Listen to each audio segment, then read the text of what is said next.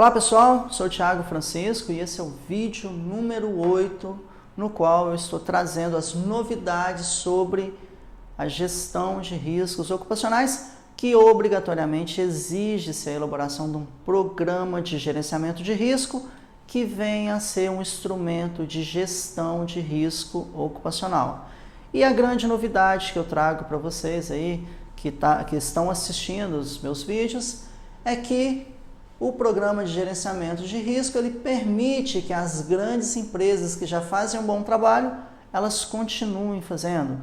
Quais são essas empresas? São as empresas que já possuem um sistema de gestão de saúde ocupacional e segurança do trabalho, ou que seja aquelas empresas que possuem um sistema de gestão integrado, que seria qualidade, saúde, segurança do trabalho e meio ambiente. O fato é que a estrutura normativa do gerenciamento de riscos ocupacionais, que exige a elaboração de um programa de gerenciamento de risco, que venha a ser um instrumento de gestão de riscos, permite que essas empresas continuem fazendo aquilo que elas já estavam fazendo. Ah, Thiago, pode dar um exemplo aí? As empresas que têm implementado a norma ISO 45001 é um exemplo disso daí. Tem outros exemplos aí também de sistemas de gestão. Tem muitas empresas que têm sistema de gestão corporativo, tem empresas que têm sistema de gestão que eu diria que não são muito comuns aqui para as empresas aqui no Brasil, mas o fato é que a estrutura normativa do gerenciamento de risco ocupacional permite que as empresas que já estão fazendo o deverzinho de casa, que estão fazendo tudo certo, elas continuam fazendo sem ter que mudar a sua estrutura. E importante que uma grande sacada é que ele abre caminho para soluções mais simples e para as pequenas empresas. O que é isso? Soluções mais simples.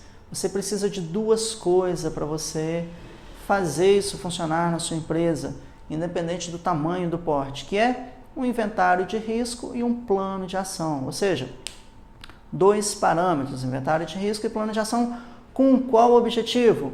O objetivo da melhoria contínua e do desempenho, da gestão de riscos ocupacionais. Ou seja, para você melhorar gradativamente, dia após dia e ter mecanismo de demonstrar que o seu desempenho está melhorando. O que é desempenho? Pressupõe indicadores e numa matriz de risco isso deve ser claro se você avançou ou não de um determinado dia para o outro, de uma semana para outra, que seja de um mês para o outro, ou enfim, de um ano para o outro, você demonstrar desempenho na gestão dos riscos ocupacionais da sua empresa.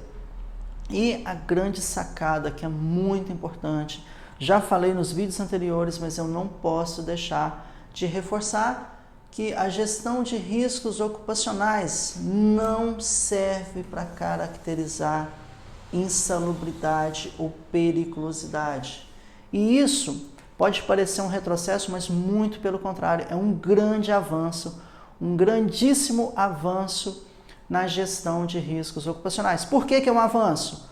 O empregador, antes do gerenciamento de riscos ocupacionais, ele estava preocupado em atender a legislação.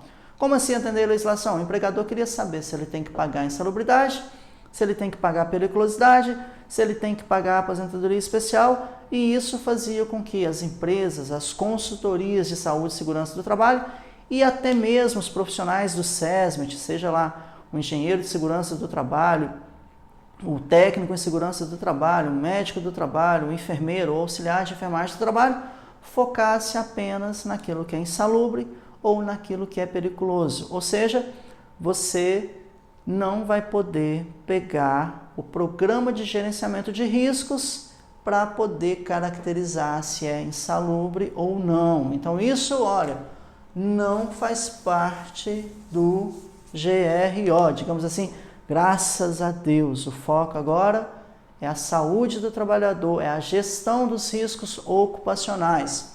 E o grande avanço disso é eliminar o entendimento de que a ligação entre a prevenção e os adicionais, ou seja, não existe essa ligação, porque acabava causando uma falsa sensação de segurança. Olha, Se eu pagar, tudo bem, eu não vou ter problema, ok? O trabalhador vai adoecer, vai entrar na justiça e você vai ter problema, ok?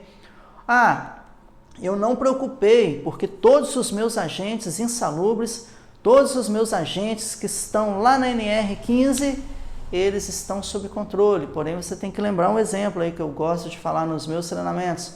O manganês que tem um limite de exposição ocupacional na NR15 de 1 ppm. Quando você pega lá na 1 miligrama por metro cúbico, desculpa.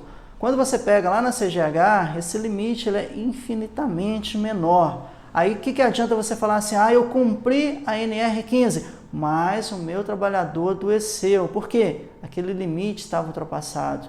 Aí o que vai acontecer? O trabalhador vai entrar na justiça, você vai ter problema. Então o fato é que o grande avanço é desvincular a gestão dos riscos, o gerenciamento de riscos da questão legal. Então eu diria que esse foi um dos maiores avanços na criação do gerenciamento de risco ocupacional, que obrigatoriamente exige-se a elaboração de um programa de gerenciamento de risco que venha a ser um instrumento de gestão.